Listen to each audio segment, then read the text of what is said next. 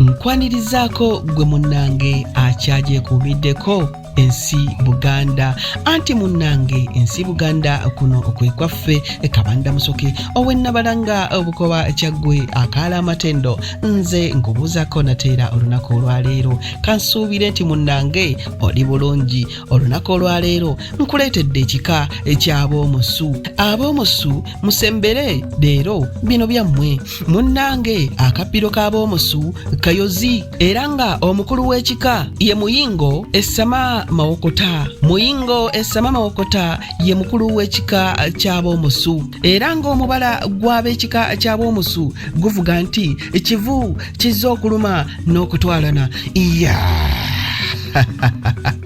Ogwo nno gwe mubala gw'ab'omusu. Ate emirimu egikolebwa ab'omusu mu Bwakabaka bwa Buganda ogusookera ddala kwe kusima n'okulabirira ekiyigo oba kaabuyonjo ya Kabaka. Omulimu ogusookera ddala okusima n'okulabirira ekiyigo oba kaabuyonjo ya Kabaka.